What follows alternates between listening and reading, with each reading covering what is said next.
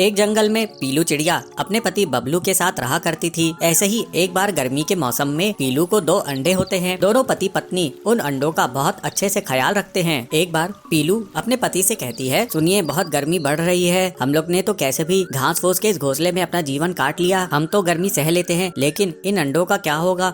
इतनी गर्मी में हमें अपने बच्चों का ख्याल रखना चाहिए, हमारे बच्चों को गर्मी नहीं सताए, इसके लिए हमें कुछ उपाय करना चाहिए। बबलू कहता है, तुम ठीक कह रही हो पीलू, लेकिन मुझे समझ नहीं आ रहा है कि इस बार इतनी गर्मी से बचने के लिए मैं क्या करूं, लेकिन फिर भी मैं कुछ ना कुछ उपाय जरूर करूंगा, तुम चिंता मत करो, लेकिन अगर तुम्हें कुछ ख्याल आए तो मुझे जरूर बताना। इस तरह दोनों गर्मी में अपने बच्चों को लेकर परेशान थे।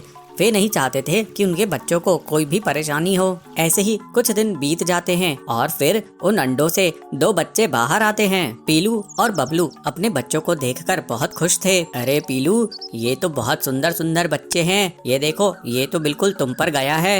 एक बार बबलू भोजन की तलाश में जा रहा था, तभी उसे एक तालाब दिखाई देता है। बबलू वहाँ जाकर थोड़ी देर बैठ जाता है। अरे वाह, यहाँ कितनी अच्छी ठंडी ठंडी हवा चल रही है, गर्मी का तो यहाँ पर नामो निशान नहीं है, मैं अभी जाकर पीलू को बताता हूँ। ऐसा सोचकर बबलू अपने घर की ओर चला जाता है। बबलू खुशी खुशी ये बात पीलू को बताता है। पीलू ये बात सुनकर बहुत खुश होती है। पीलू कहती है, ठीक है जी, मैं कल ही आपके साथ उस जगह को देखने चलूंगी। अगले दिन दोनों पति पत्नी उस तालाब की ओर चले जाते हैं। तालाब के पास पहुंचकर पीलू कहती है, आपने बिल्कुल ठीक कहा था जी, यहाँ पर तो बहुत ही ठंडक है। पीलू आसपास देखती है तो उसे एक मिट्टी का ढेर दिखाई देता है, जिसे देखकर वो खुश हो जाती है। अरे पीलू, मिट्टी देखकर क्यों खुश हो रही हो? अजी, आपको पता है क्या, मिट्टी का घर बहुत ठंडा रहता है, मैं इस मिट्टी से एक मटकी बनाऊंगी जिसके अंदर हम अपना घर बनाएंगे। उसकी बात सुनकर बबलू कहता है, वाह पीलू, तुम्हारे दिमाग का तो जवाब नहीं, ये बहुत अच्छा आइडिया है।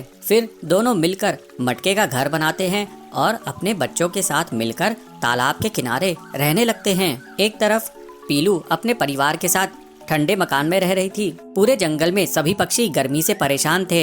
एक दिन कालू कौआ तालाब में पानी पीने के लिए जाता है। अरे ये क्या, ये पीलू तो मटके के घर में रह रही है। वो पीलू के घर के पास जाकर उसे आवाज लगाता है, पीलू, ओ पीलू बहन, जरा बाहर तो आना। अरे पीलू बहन, तुम तो बहुत चालाक निकली, यहाँ तालाब के किनारे मटके के घर में रह रही हो और मैं वहाँ बाहर गर्मी में रह रहा हूँ। पीलू बहन, मैं गर्मी से जल रहा हूँ, तुम मेरे लिए भी ऐसा ही मटका घर बना कर दो। अगर तुमने ऐसा नहीं किया तो मैं तुम्हारा मटका घर तोड़ दूंगा। पीलू ये सुनकर डर जाती है। कालू भैया, ये तुम कैसी बातें कर रहे हो? अगर आपको मटका का घर चाहिए तो आप खुद ही क्यों नहीं बना लेते हो? मेरे छोटे छोटे बच्चे हैं, मेरे पास इतना समय नहीं है कि मैं तुम्हारे लिए मटके का घर बना कर दूं। सुनो पिद्दी चिड़िया, तुम्हें पता है मैं कितना खतरनाक हूँ। अगर मुझे तुमने मटके का घर नहीं बना के दिया तो इसका अंजाम बहुत बुरा होगा। जो भी मेरा काम करने से मना करता है उसको मैं मिटा देता हूँ। 2 दिनों बाद मैं फिर से आऊँगा, मुझे मेरा घर तैयार चाहिए। इस तरह से पीलू को धमकाकर कालू वहाँ से चला जाता है। पीलू सोचती है, अरे अब मैं क्या करूँ, ये कालू ने तो मुझे मुसीबत में डाल दिया है। पीलू मिट्टी इकट्ठा करके कालू के लिए मटकी का घर बनाती है। 2 दिनों बाद कालू फिर से उसके पास जाता है। क्यों रे पीलू, क्या तूने मेरे लिए मटके का घर बनाया कि नहीं? पीलू कहती है, हाँ कालू भैया, वो देखो, वो रहा तुम्हारा मटके का घर। फिर कालू अपने मटके के घर में जाकर बहुत खुश हो जाता है। कालू सोचता है, अरे वाह, इस मटके के घर में कितनी ठंडक है, अगर मैंने इस चिड़िया को डराया नहीं होता तो ये मेरे लिए मटके का घर नहीं बनाती। लेकिन जब सभी पक्षियों को पता चलता है कि कालू ने पीलू को डराकर अपना घर बनवाया तो वे नाराज हो जाते हैं और कालू को धमकाते हैं। फिर कालू को अपना मटकी का घर बनाने के लिए पीलू को पैसे देने पड़ते हैं।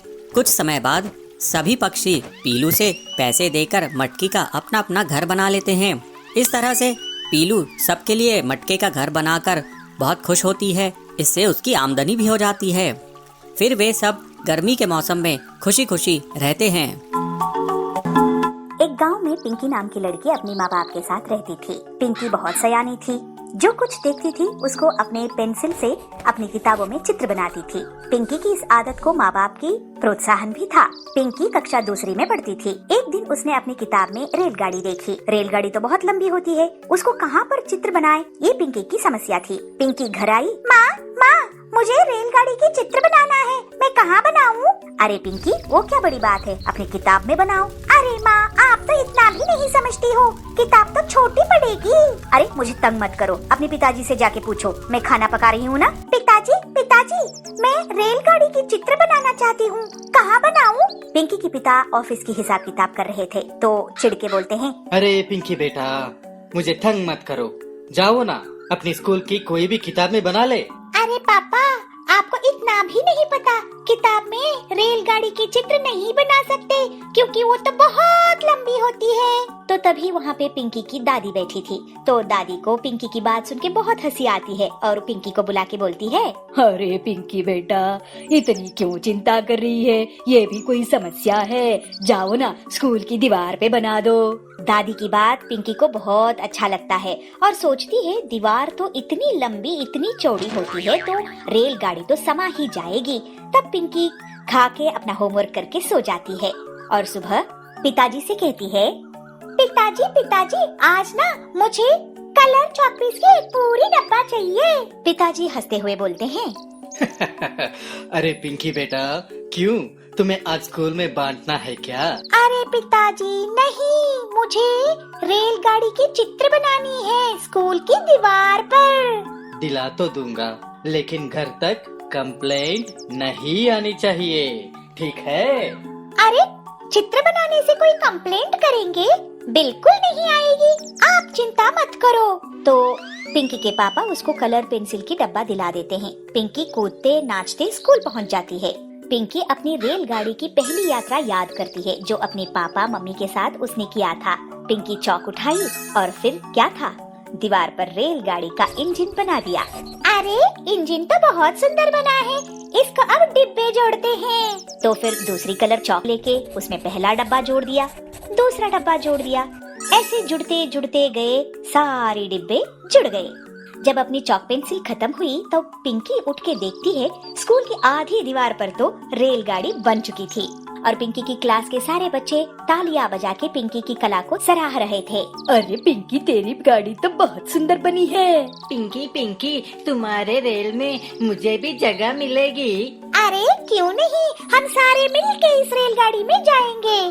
फिर क्या हुआ, रेलगाड़ी दिल्ली गई, मुंबई गई, अमेरिका गई, नानी के घर गई और दादाजी के घर भी गई। बच्चों की ख्यालातों में रेल की गाड़ी ऐसे ही लंबे सैर करती रही। तभी क्लास टीचर क्लासरूम में आते हैं और सभी बच्चों की मुस्कुराहट देखते हुए कहते हैं, अरे बच्चों, इतने खुश हो, क्या बात है? तो दौड़ के पिंकी सामने आती है और अपनी बनाई हुई रेलगाड़ी दिखाती है। तब टीचर अपने मन में ये सोचते हैं, बच्चों के मनोबल को बढ़ाई, कल के भविष्य का निर्माण आज से ही होने दे। यह सोच के टीचर ने पिंकी को बिना डांटे बहुत शाबाशी देते हैं और कहते हैं, पिंकी, आपकी ड्राइंग तो बहुत सुंदर है, लेकिन आप दीवार पे प्रैक्टिस करने के बजाय अगर आपके घर में जाके कोई भी कॉपी में प्रैक्टिस कर लेते तो और भी सुंदर निकल आता। सर, मुझे ना ये लगा कि ट्रेन पुस्तक में काफी नहीं होगा। कोई बात नहीं, मैं आपको सिखा दूंगा। इस बात से पिंकी बहुत खुश होती है और टीचर पिंकी की कॉपी में एक अच्छे से सुंदर से रेलगाड़ी बना देते हैं। माननगर के जंगल में पीलू चिड़िया ऑटो चलाती थी। वो बहुत गरीब थी, उसके पास खुद का ऑटो नहीं था। वो कड़क सेठ के ऑटो को किराए से चलाती थी, लेकिन जितनी कमाई होती उसका आधा हिस्सा उसे कड़क सेठ को देना पड़ जाता था। पीलू अपनी माँ बबली और पिता टिल्लू के साथ रहती थी। बेटी पीलू, तू इतनी मेहनत करती है लेकिन घर में पैसा नहीं बचते हैं। देख, हमारे घर में इतनी दरारें आ गई है, अब तो बारिश का मौसम भी आने वाला है। अगर हमने घर रिपेयर नहीं करवाया तो पानी घर में आ जाएगा। क्या करूँ माँ, मैं जितना कमाती हूँ उसका आधा कड़क सेठ ले जाता है, लेकिन रिपेयरिंग का काम तो करवाना है, नहीं तो और मुसीबत हो जाएगी। पीलू अपनी सहेली सुंदरी के पास जाती है। बहन सुंदरी, क्या तुम मुझे कुछ रुपए उधार दे सकती हो?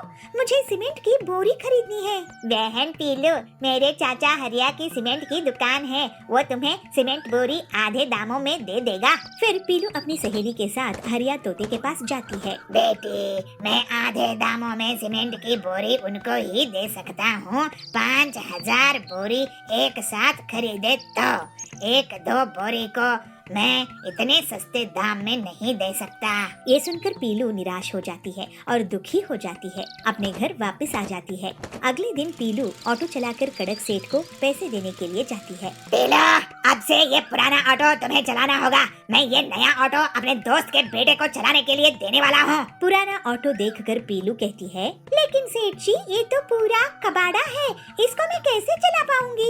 इसके टायर पंक्चर है, इसके टायर पुराने हैं और इसमें पूरी तरह से जंग लग चुकी है, ये टूटा फूटा है।